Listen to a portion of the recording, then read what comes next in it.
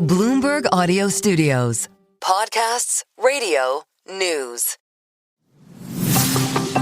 This is your weekly Washington Policy Pulse on the Balance of Power podcast. I'm Joe Matthew. Every Monday, Bloomberg Intelligence senior policy analyst and friend of the show, Nathan Dean, shares his weekly call on upcoming catalysts in the nation's capital. Listen for the most recent and relevant policy research from our team at Bloomberg Intelligence. Now with today's installment, here's Nathan Dean. Welcome to the Bloomberg Intelligence Washington Policy Pulse. My name is Nathan Dean. I'm a senior policy analyst in Bloomberg Intelligence in the Washington, D.C. Bureau. We want to say thank you for those of you who are joining us via the Balance of Power podcast. We always appreciate you listening. And again, if we can ever be of service, please don't hesitate to reach out. My email is ndean10@bloomberg.net. Now, what I'd like to do today is let's first talk about the House GOP retreat that's taking place in Miami. So the Senate is in this week, the House is out this week, and the House Republicans are having their annual retreat down in Miami. Now, there are a couple of questions and a couple of key things to keep in mind of this retreat. And the first is really President Trump's statement over on Truth Social this past weekend, where he said that he was not going to sign any type of legislation unless the SAVE Act, remember, this is the bill that is regarding voting choices and citizenship requirements for voting, et cetera. Now, President Trump threw a couple of additional provisions in that Truth Social statement. He threw in a couple of additional provisions that weren't in the SAVE Act. But there's been this debate over the SAVE Act of whether or not they have what's called the talking filibuster versus the filibuster versus getting rid of the filibuster. And President Trump over the weekend said, look, I'm not going to sign any type of legislation until the SAVE Act is dealt with. Now, the SAVE Act has enough votes, probably enough votes to get past the House. Look, we're not handicapping this, so I haven't really looked at it all that much, but it doesn't have the votes to pass the Senate. It certainly doesn't have the votes to get the 60 votes to get past the filibuster. So what Senator Mike Lee out of Utah has suggested is rather than having the filibuster, they get back to this idea of a talking filibuster, meaning that as soon as people stop talking, that's when the vote can entail. So rather than an indefinite block by one senator, that senator or somebody else would have to go onto the floor and continue to talk, and then eventually you would have a vote after this. Now, the Majority Leader, Senator John Thune, has not supported this either. He has not supported getting rid of the filibuster, nor has he supported getting rid of the talking filibuster or embracing the talking filibuster idea, because the Democrats could effectively just junk up the rest of the calendar. You can have amendments, you can have additional questions, you can have different things, and the Democrats could effectively have a lot of questions attached to this, including questions that certain parties wouldn't want to be on the record. So Senator Thune has not supported this idea at all. So enter President Trump, who said he's not going to sign any legislation unless the next bill is the SAVE Act. Well, that obviously does a lot of things. You can't confirm Senator Mark Wayne Mullen to be the next DHS secretary. You can't confirm Kevin Warsh to be the next chairman of the Federal Reserve. You can't pass the crypto bill if there were to be an agreement on this. If President Trump actually stays true to this, it effectively blocks the calendar and it really slows things down. Now, for what it's worth, under the Constitution, the Senate can actually pass a bill, the House can pass a bill, Congress can pass the same bill. It can go to the president's desk, and if President Trump doesn't sign it within 10 days and Congress is still in session, then it does become law. So there is a way that laws can still happen if President Trump doesn't sign a bill. But a long story short is that we do think the bigger impacts of President Trump's, plan, if again holds true, is that it would actually slow the process down.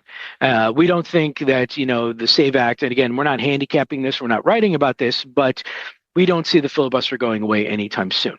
Because if the filibuster goes away, then it goes away if the Democrats have both the House and the Senate and the presidency 4 years, 6 years, 8 years, 10 years, 12 years from now. And, this is why Senator Sinema and Senator Manchin, back when the Democrats were trying to get rid of the filibuster, this is why the Republicans were very supportive of Senator Sinema and Senator Manchin's statements at that time. So that's going to be one thing they're going to discuss at the retreat. Another thing they're going to discuss is this idea of another reconciliation bill. So we talked about this last week. Think of the reconciliation, One Big Beautiful Bill Part 2, Now, Speaker Johnson, just to give you the current status of play, Speaker Johnson on Friday said that they are going to talk about this and they're going to try and come together on a reconciliation bill. Now, we are at 20% chance of a bill passing this year, and I'm still at that 20% chance. Look, they're going to try. But a broad bill has the problem of this, is that if you have a bill that goes out there and says, look, we're going to have increased defense spending, we're going to have some Obamacare changes, we're going to put some tariff languages in there. Next thing you know, every single thing gets added to it, and you have a massive bill that you have to find offsets for. Economic growth will pay for some of it, but you got to find cuts. And if you're cutting Medicaid, for example, or Medicare, or any type of healthcare relation, well, we have an election in a few months. It's going to be very difficult. Oh, by the way, the House of Representatives also only has a one margin person vote at the moment. And so getting all these individuals on board on all the same plan when there's all these deficit hawks in here, and you get the idea, is that it's going to be extremely difficult. Now, look, if you were to make it a very small, narrow reconciliation bill, maybe tied to Iranian defense spending, for example, then yeah, that's feasible. But again, if it's a small bill, people are going to say, well, wait a minute. Why can't I attach this? Why can't I attach that? And next thing you know, it blows up and it becomes this massive $1 trillion spending package, which, again, a lot of people, the one big beautiful bill is not all that popular right now amongst the American people. Republicans may not want to see this going forward. Now, you will hear statements from Chairman Arrington, the Budget Committee, say he wants to do this. But also you have Chairman Jason Smith, the House Ways and Means Committee, saying this is not going to happen. So there's still a lot of disagreement here. And for what it's worth, there's not a lot of discussion about, what's going on in the bill at this point. So I talked a little bit about Iran's defense supplemental package. Want to give you an update on that as well. So we are waiting for the White House to release what their ask is in terms of defense spending, or a supplemental bill for defense spending. Now, the Pentagon put out there was Bloomberg News reports that the Pentagon is asking for about $50 billion. Now, Wayne Sanders, who if you watched last week, you saw Wayne come on and talk about it. Wayne put out a note talking about what would be in that $50 billion ask. So if you want to talk about like defense contractors, like, General Dynamics and Lockheed and so forth like that, if you want to see specifically what type of missiles that money would go to, certainly talk to Wayne. We can get you a copy of that note.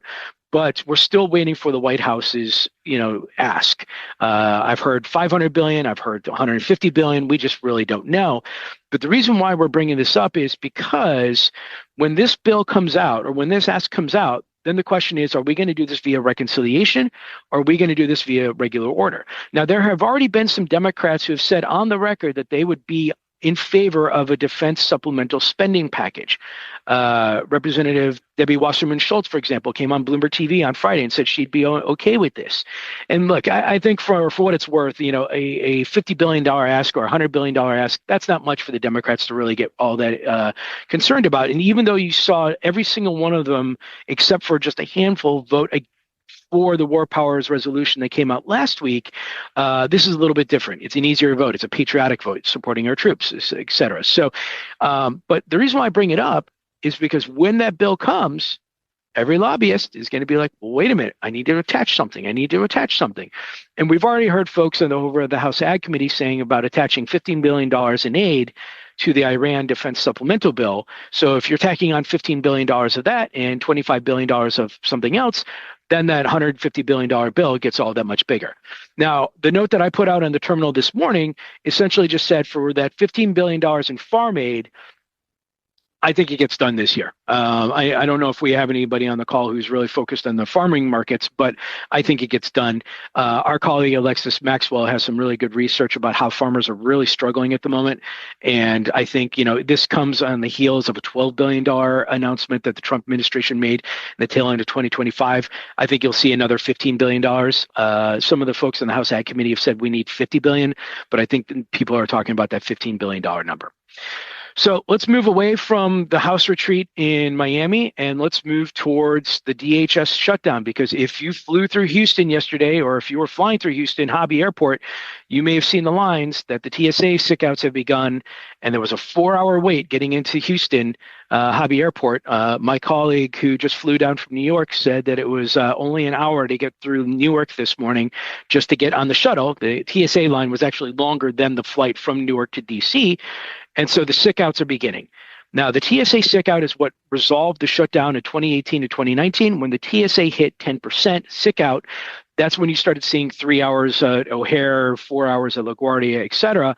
The sick outs are actually increasing. And so while there hasn't been any substantial negotiations over the DHS tactics, if you will, related to ICE, I do think that's going to pick up next week. So stay tuned. And unfortunately, if you're flying between this week and next week, make sure that you get to the airport extra early. And remember, if you're flying in from the United States, global entry is not open from at least anecdotally, I can tell global entry is still not open. So TSA pre-check is open, global entry is not. So again, but I think the DHS shutdown gets resolved probably mid to next week, if not the week after that.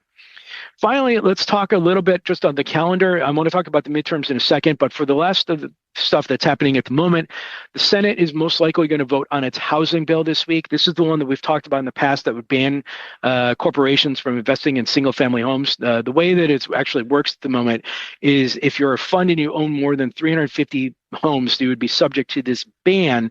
But there's a lot of exemptions in here for build to own.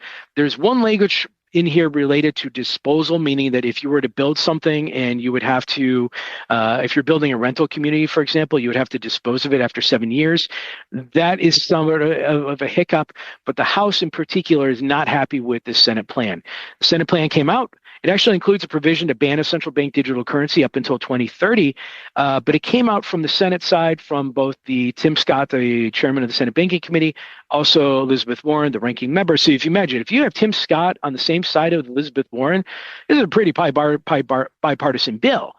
And it actually passed cloture 84-6. Now, a couple of those senators have said they voted for it, but they had other issues. But this most likely will pass the Senate. The White House has said they want to pass the Senate bill. So then it goes to the House, and the House is not happy whatsoever because they're getting jammed up here. So I expect some more hiccups. The House saying, look, we don't like this, we don't like this, we don't like this. But I ultimately think this bill passes. Now, there may be some tweaks to how that institutional ban works. I wouldn't be surprised if there's some negotiations on that, but eventually that passes. Now, the reason why that's important is because next they'll be able to turn to crypto, and they got to get the crypto bill done sooner rather than later because the legislative window is quickly closing. And that's one of the reasons why every lobbyist and every policymaker is trying to attach stuff to either reconciliation bills or whatever, because if you have the housing bill that passes, the crypto bill that passes, let's say the DHS shutdown bill passes, that could be it until September 30th. I mean, you have 3 bills. I mean, don't get me wrong. You can name some, you're going to name some post office and stuff like that. But that's it, really. I mean, there's probably 4 or 5 bills that are going to pass before the midterms, and then that's it. And so legislative calendar dries up, and you're done. So again, that's one of the reasons why everybody's trying to attach stuff to these bills. Now, the last thing I want to do is I want to share my screen, and I want to show you just the current state of play for the midterms, because we're starting to get questions on that. Okay, so let me go ahead and share my screen. I'm going to bring up, now this is WSL election. These are the prediction markets. And so as we go through, just to keep in mind, these are prediction markets, these change, but we have the poly market and we have the Kalshi prediction markets for both the control of the Senate and the House. Now, on the Senate side, right now, the prediction markets are 55% and a 52% chance of the Republicans keeping the Senate. This is a very good race for the Republicans. Most of the states that we're talking about that are in play are states that either Republicans previously held or President Trump did well in. Just as a rule of thumb, remember, 1/3 of the Senate is up for re-election at any election, or any given, every 2 years, it's 1/3 of the Senate. This should be a fairly easy election for the Republicans to keep. But as we'll talk about in a minute, you're starting to see some issues here. Now, just let's talk about the House, though. You can see here, Kalshi, 84% chance the Democrats take the House. Poly market, 84% chance. And if the Democrats do take the House, it's only going to be by, I would imagine, 15 to 20 seats. The Cook Political Report is who I rely on. They are some of the best in the business in terms of predicting individual seats. But remember, this is a good election for the Democrats when it comes to the House of Representatives, because if you've heard me on this call before, I've said it before and I'll say it again. Think of U.S. politics as like a car driving down the street. with, guardrails on both sides, it never stays to the center. It always goes left, right, left, right, left, right. And generally, the first election after a presidential election, it swings back to the other side. And so the Democrats have a really decent chance of taking the House here. So, but let's go back to the Senate. Let's talk about these state level races, real quick. We got Georgia. Senator Ossoff is an incumbent. Re-election, going out for re-election. You can see that the predictive markets, 80% chance for Senator Ossoff in both cases. Maine, you have the incumbent. Susan Collins is facing a very competitive Democratic challenge. They haven't had their primary yet. But you can see 71% chance for the Democrats in Maine. This is one of the seats that the Democrats would have to take up if they had a chance of taking the Senate. Remember, the Republicans have 53 to the Democrats 47, and there's 2 independents that caucus with the Democrats. But Maine is one of those seats that they have to win. And right now, the prediction markets say that Senator Collins is in trouble. Now, Senator Peters is retiring in Michigan. Michigan obviously has a Democratic governor, but President Trump has had a lot of strength there recently. The markets are giving an 81% chance of Democrats. So that's 2 seats that if you take the prediction markets, the 2 seats. Senator Tom Tillis is retiring, but the Governor Cooper is running on the Democratic side. 80%, 83% chance. That's 3 seats. So if you presume that those 3, and again, I'm just going off the prediction markets. If you presume those 3, now you're at a 50-50, and you need 1 more seat if you're the Democrats. Now you have New Hampshire. Now you have an incumbent, Democrats most likely to keep that seat. That doesn't change to 50-50. This is the seat that you have to watch, and this is Alaska. I know everybody's been talking about Texas. We'll talk about that in a second. But you can see here, the Democrat Mary Peltola is a very strong candidate going against the incumbent Dan Sullivan. Alaska, very much an independent state. Think of Senator Murkowski running as an independent. Alaska has its own tariff issues. 55-46, 52-48. Essentially, it's a coin flip. That's probably the race that you have to watch to see if the Democrats have a chance of taking the Senate. Everything else, Ohio, former Senator Sherrod Brown is trying to get back into his seat. The Republicans, again, you can see here on the polling market side, 57-43. But then go back to Texas. For all the news headlines you've seen of Texas, or Representative Tallarico and so forth, is this the chance the Democrats take Texas? Polling markets and Kalshi don't believe. They have 63-64. So, Minnesota, 90% chance the Democrats retain the seat. Senator Ricketts gets his seat back. Florida, obviously going to go Republican. But again, that seat in Alaska is the one that you have to watch if you want to see a chance of whether or not the Democrats take the Senate. A lot of stuff that can happen between now. In fact, the main primary, for example, has been resolved on the Democratic side. But again, it's one of those things that you have to keep in mind. So I'm going to stop there. I want to say thank you because we ran several minutes over. But, we wanted to give you a taste because we're starting to think more about the elections.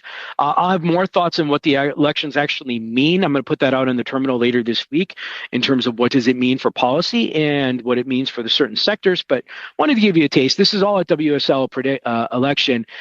We have another one called WSL Predict, and I just want to pull it up at the moment just to leave you with one last thought, because they bring in the Kalshi contract of when the Iran conflict will be over by. And in the contract, it says, will the U.S.-Iranian ceasefire be by April 30th, 2026?